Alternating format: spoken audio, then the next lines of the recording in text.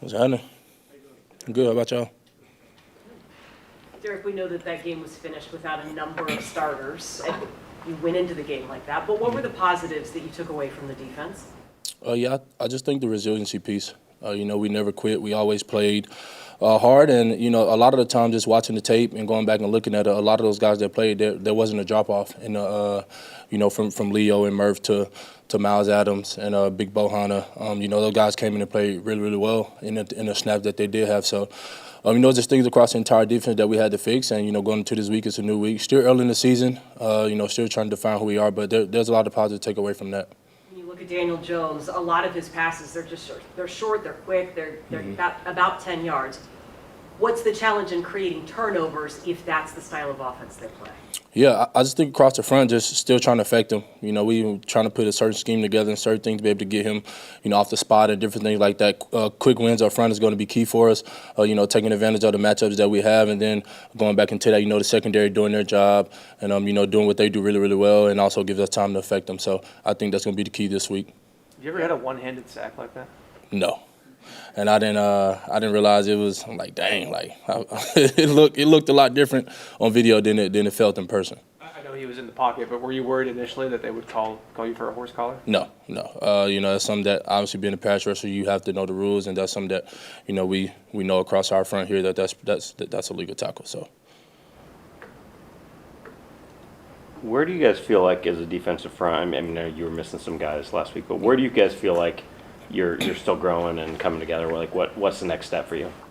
I think not only as a front but as a team, we're still kind of defining who we are. I think teams know we're resilient. We play hard.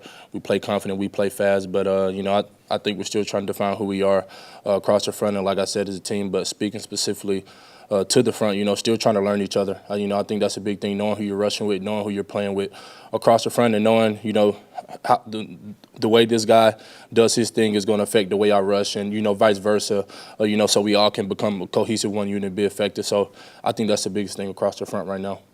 We saw with Boye last year where teams started, the sacks started mounting, he started seeing more attention. Have you gotten any of that yet, or have you talked to him or anyone else about sort of how that will change if you keep putting up these numbers? Obviously haven't got none of that yet. That's obviously expected. When you start to do things, teams start to key in on you. But just talking to Boye and Chenna, they're like, it's going to happen. So luckily, we'll get those guys back and it won't be as bad. Having two great pass rushers on the field and, sparing them from time to time and, being able to keep you can't double everybody across the front. So just having a really effective and, great room across the front with Leo, Murph, and Jay Reed and Big Hank, guys across the front who's very, very athletic and, play really, really good football. It's hard to double everyone. So just being able to be effective as a unit is still really, really big for us. The Giants' rushing numbers are not very significant. In fact, they're averaging 3 yards a carry or something like that. But what do you see when you see their run game on tape? Yeah, I think they're a hard physical group. Don't get it wrong. Coach Mike stood up here in front of us and said that their coach said that they're a couple plays away from being 3-1. And when you go and see the film, that's really, really the truth. They have a really, really good unit, really, really good group who plays hard and plays physical. So, we definitely have our work cut out for us on Sunday, especially coming off a short week. What was Coach Macdonald's message to you guys after that game Monday? We came in just really trying to take that next step. We reviewed it, moved forward. His thing coming into it was start fast, and we felt like we did that really, really well. Obviously, we want to go 4-0, but 3-1. To start fast on that first fourth of the season is really, really big. That's hard to do in this league with all the talent and really, really good teams. So that was his message. And now we're just moving forward on to that next step. What changes in your recuperation in a short week like this or next week short week? Yeah, I think everybody's different. But, we just have to come in and still be effective. Obviously, it's not going to be as much hitting and banging. There aren't any padded practices this week, so attention to detail is really, really key. Things have slowed down quite a bit for us, as a team. So attention to detail, going out, being a professional at your job and what you do and taking this, not taking it slightly. And I think that's the biggest thing for us, just trying to take it one day at a time, a rep at a time, and knowing, it may not be as fast, but we have to be very detail-oriented going into this week. What do you do with your body and getting home on a Tuesday morning and having to ramp it up again Thursday, Friday, Saturday to play Sunday? Yeah, we got in Tuesday about 4:30, got up, came in for a massage at 11, did some treatment recovery, and I just think that's the steps you have to take throughout the week. Obviously, like I said, it's a short week, and just really trying to do whatever you can to get your body ready to play again on Sunday. So, like I said, everybody's different, but as a team, I feel like we're heading in the right direction with recovery-wise. You mentioned the importance of the D-line, knowing each other and the connectedness. Right. How important is that from the guys behind you so that they know where you're going to go so that they can take that gap? And how do you develop that?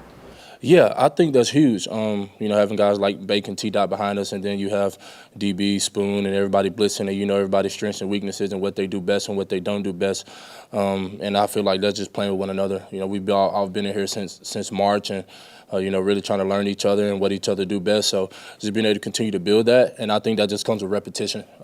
Knowing the guy you're playing with, and like I said, just being able to have that connection every single day, and also knowing their life outside of football. Knowing people why will also give you a reason to play harder for one another and for each other. So, I think that's something that we share really, really well across this team. If Uchenna is able to come back this week, what does he bring to the defense? Number one, leadership. The guy's a leader. Ever since he's been out, he's been here every day. He's been working. Obviously, he didn't travel with us, but even on the home games, he's out there coaching his butt off, doing everything he can to help this team be successful. Leadership, great player, poised, confident. Just even today, just the way he goes about his work and the way he challenges the coaches on every little thing is pretty cool, because he like, well, I thought you said that, I thought you said that, and it's like, well, Chenna, you know what? You're just one of those guys who's really, really smart and know the games that well. But we'll get back to you on it. And he's an overall great player, smart player, who I'm looking forward to having an opportunity to play with again. Derick, you have 4 sacks in 4 games now. Mm-hmm. Just looking at it big picture, what do you make of your first month and what you've been able to do? Yeah, I think it's really, really good. Would have I expected that necessarily? No, but when opportunity presents itself, you have to take advantage of it. And, it's a conversation obviously I had coming into the season with Chenna, with the way that things happened to him, and just the way things have stacked up, man, just really trying to be consistent. It's not about, really the numbers. I mean, it's great to see, and it's like, dang, like I really do have 4 sacks in 4 games, and I'm on track, to continue that. But, it's just about being consistent. As long as we win the game, the personal stuff will come, the personal accolades will be there. But, I'm a team player first, so, we just head on wheels towards New York. You guys have not had a single game with Chenna, Byron, Leonard, you, Boye, like all playing, mm-hmm. and yet you're leading the NFL in pressure rate. Mm-hmm. How's that happening? I think it's the next man up mentality. I think just the way everybody comes to work every day, there isn't a drop off. Like I said, the guys that played this past week showed that we have the ability and we have depth across our front to go out and be successful every single week. Obviously, we didn't get the W, but like I said, there's a lot of positives coming out that game. So we have the guys in the room to go out and do it. And, I think that just really speaks for itself. Anything else, guys? Thank you, sir. Appreciate it. Thank you.